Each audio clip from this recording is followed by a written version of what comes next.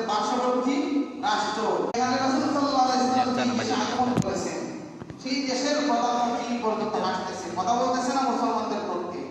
সেটা হচ্ছে মুসলিমদের প্রাণকেন্দ্র কাবা শরীফ, যেখানে সর্বপ্রথম ঘর আল্লাহর ঘর। এটাই তো প্রমাণ হয়ে যায় যে আজকে আমাদের পক্ষ পাতিত্ব নেওয়ার মতো ইসলামী দেশগুলো, ইসলামী মানুষগুলো, মুসলমানগুলো দেখে কথা বলতেছে না, এর মানে তো আমাদেরকে এন্টারটেইনমেন্ট করতেছে।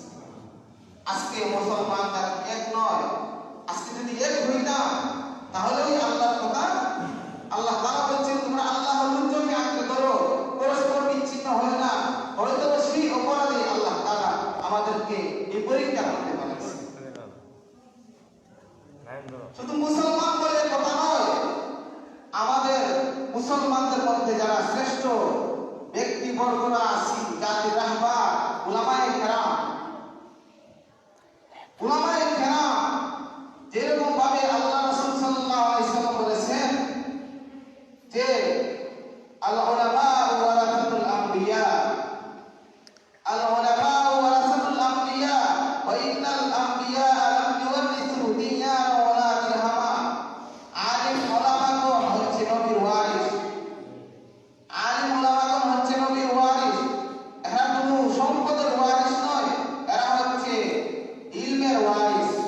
এরা ওই যে নবীজি বলছেন লাম ইউরিসু দিনারা, দিনার অথবা দিরহামের কোনো ওয়ারিস না, এরা সম্পদের ওয়ারিস না, এরা কোনো এরকম ভাবে রুপিয়ার ওয়ারিস না, এরকম ভাবে টাকা পয়সার ওয়ারিস না, কোনো ইয়ের ওয়ারিস না, হ্যাঁ, কোনো মুদ্রার ওয়ারিস না, কোনো ডলারের ওয়ারিস না, এরা হচ্ছে ইলমের ওয়ারিস।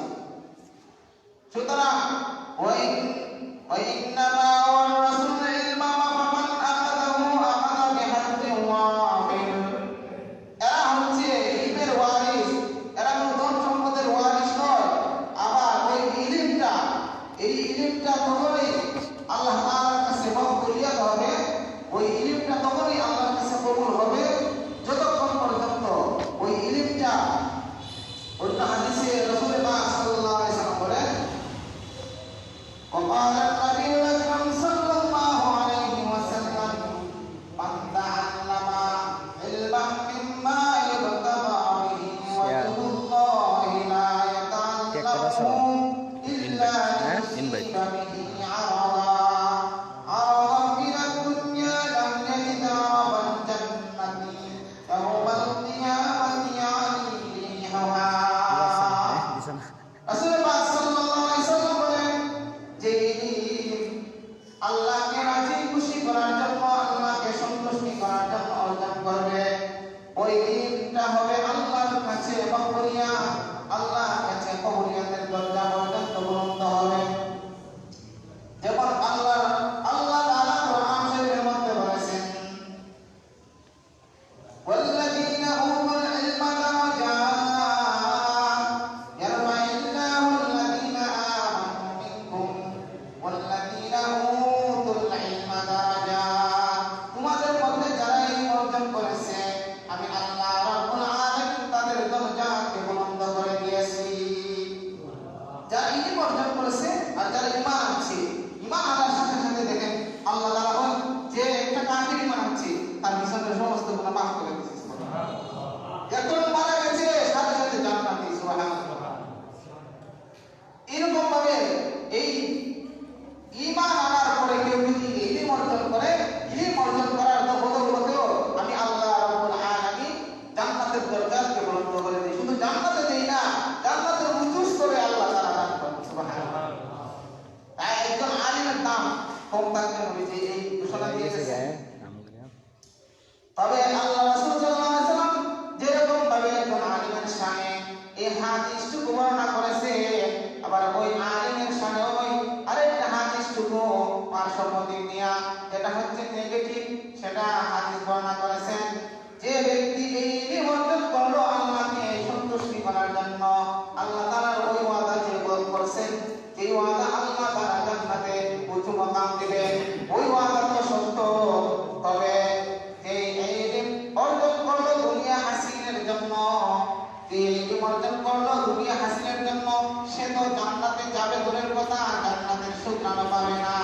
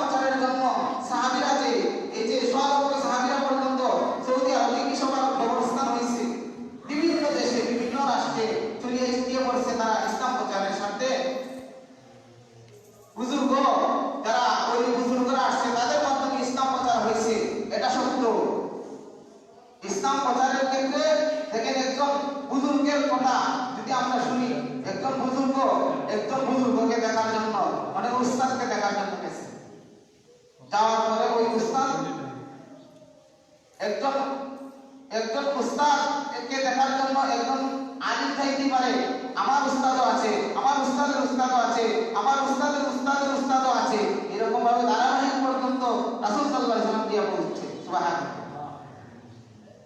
এখন ওই উস্তাদ দেখা করার জন্য গেছেন, কিন্তু হয়তোবা এরকম ভাবে ওই বুজুর্গকে দেখা করার জন্য একজন অপরিচিত মানুষ গেছে, যাওয়ার পরে ওই বুজুর্গকে উনি চিনেন না। যাওয়ার পরে ওই বুজুর্গ মানুষ উনি কি করছেন, একজন মেহমানকে কদর করার সাথে উনি রাস্তার মধ্যে গেটের মধ্যে দাঁড়ায় আছে। উনি যখন জুতা খুলে উঠতে গেছেন, যে জিজ্ঞাসা করছেন ওনাকে যে অমুক সাহেব কই, অমুক বুজুর্গ কই, আমি ওনার সাথে সাক্ষাৎ করতে আসছিলাম। উনি যাওয়ার পরে বলছেন ঘরে আছেন, আপনি ঘরে যান। এখন ওই বুজুর্গ আলিম আল্লাহওয়ালা উনি জুতা খুলে রাখার পরে উনি ওই জুতাটা বাইশ করে নিয়ে একটা বাস্কের মধ্যে রাখছে। সুবহানাল্লাহ।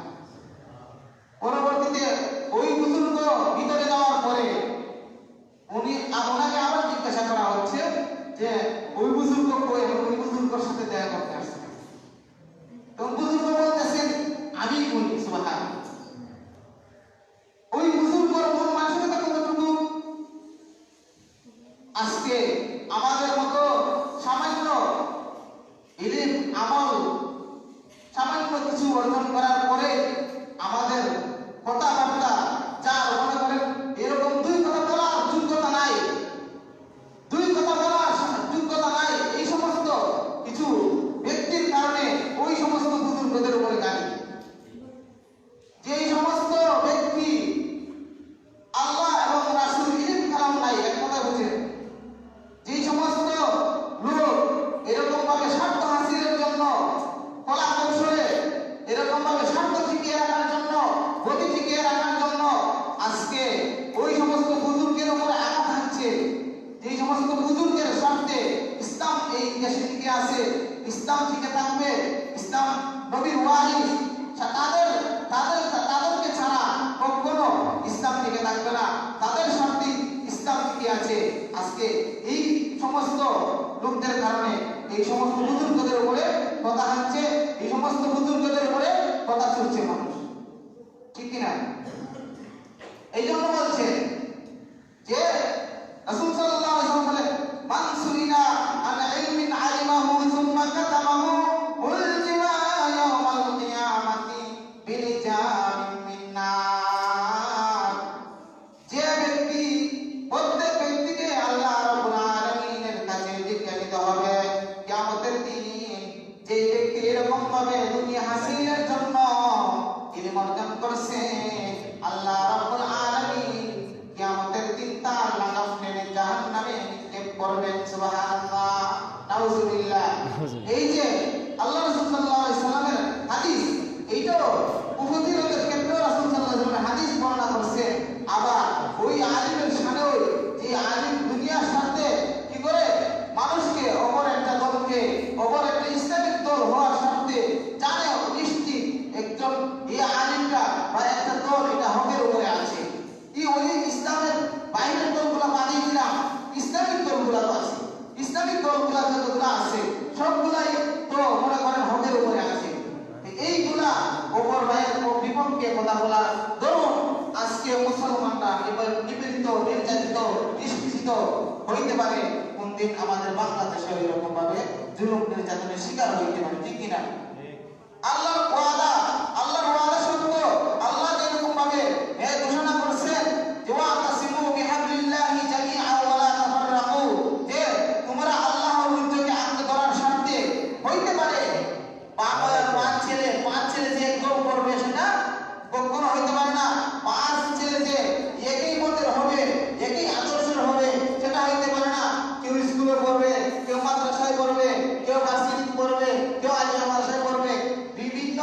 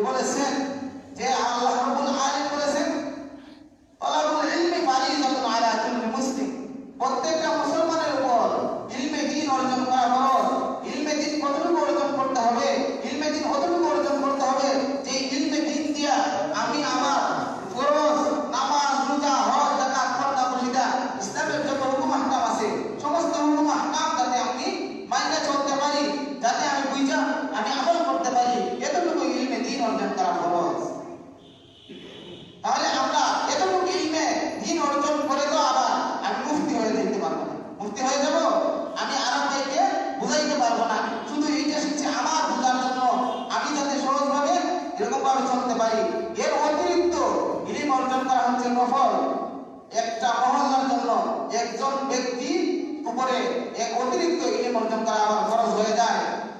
এই বাকিটুকু নফল, নফল যখন কেউ মাথা এরকম ভাবে মনে করেন একজন আমি নফল নামাজে দাঁড়াই গেছি, আমি দাঁড়ানোর আগ পর্যন্ত এই নামাজটা আমার জন্য নফল, কিন্তু দাঁড়ানোর পরে ফরজ হয়ে গেছে। দাঁড়ানোর পরে এটা কি হয়ে গেছে, এই নামাজ আপনি ভাঙতে পারবেন না, ভাঙলে এটা আপনার পরবর্তীতে এটা কাজা আদায় করতে হবে, পরবর্তীতে এই নামাজটা আদায় করতে হবে, আপনার উপরে ওয়াজিব হয়ে গেছে। কোনো কারণে আপনি ভাঙলেন, নফল নামাজে দাঁড়াইছেন, আপনার দাঁড়ানো এই নফল নামাজে দাঁড়াইছেন, নফল নামাজের ক্ষেত্রে দেখেন দাঁড়ানো আপনার উপরে মানে কিয়াম করা, নামাজে কিয়াম করা, রুকু করা, সিজদা করা, তেলাওয়াত করা, কেরাত করা ফরজ, কিয়াম করা ফরজ। মনে করেন আপনি নফল নামাজ পড়তেছেন, মনে করেন আমি নফলই তো পড়তেছি, তো বসে বসে আমি নামাজ পড়ি, হবে না। ঠিক তেমনি ভাবে আমি একটা মাসালা শুনলাম যে মসজিদে ঢুকলেই আমার তাহিয়াতুল ওযু পড়তে হয়, এটাও কিন্তু নফল, কিন্তু সওয়াব আছে। এখন আমি কি করলাম, যেই সময় ঢুকি সেই সময় তাহিয়াতুল ওযু করে দিলাম, যেই সময় মসজিদে ঢুকলাম সেই সময় তাহিয়াতুল ওযু করলাম। বলেন তো মাসালা কি? যেই সময় ঢুকবো সেই সময় কি করতে পারবো? ইবনে হাজম রাহমাতুল্লাহ আলাইহি নিজে ওনার বর্ণনা করতেছেন। ইবনে হাজম রাহমাতুল্লাহ আলাইহি এরকম ভাবে একজন বুজুর্গ জানাজার মধ্যে শরীক হওয়ার জন্য গেলেন, তখন পাশে গিয়ে একটা মসজিদ পাইছেন, তাহলে বলছেন ওযু করে একটা মসজিদে একটু রেস্ট নেই, গিয়া মসজিদের মধ্যে বসে পড়ছেন। আরেক বুজুর্গ বলতেছেন, ও নেশা বসে রয়েছেন কেন, আপনি তাহিয়াতুল ওযু করেন। কি বলেন? তাহিয়াতুল ওযু করেন। ইবনে হাজম রাহমাতুল্লাহ আলাইহি ওনার কথা অনুযায়ী উনি তাহিয়াতুল ওযু করছেন।